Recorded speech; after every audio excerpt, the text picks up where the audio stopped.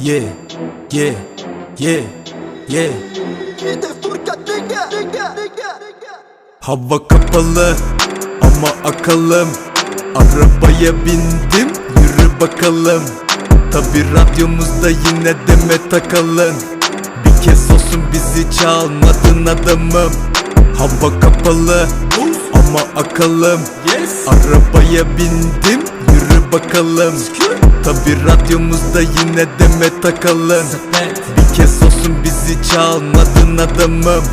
Baba çal, bizi çal, bizi de bir çal. Orman kanunları dedik, DJ kardeş seçip al. Biraz bal, tarçın, zencefil ya da zerdeçal. Hızlı gecelerde lakabımız Kara Gergedan.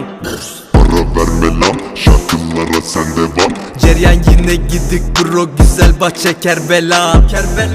Yeah, tamam geldi yazdım an ve an. Bizi zenci diye çalmadılar radyolarda lan.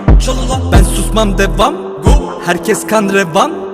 Görse beni helal derdi Nelson Mandela. Vürsüm şeker gibi şokolade marmelat.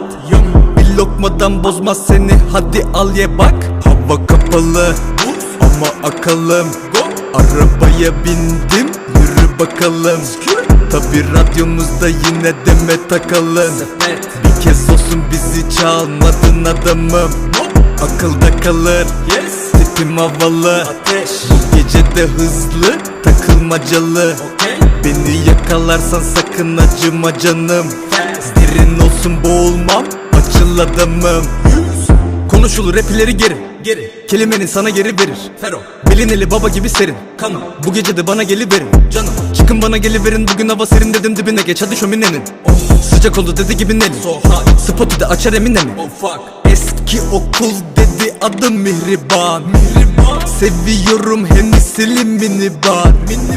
Türkçe rapte yeni nesil biri var. Dedi büyük olsun sevmiyorum minimal. Dedim helal sana, bu kız nasıl bir kibar. Çıkaracağız bu iş meselesi itibar. Ki çalacağız koku eselesi iltifat.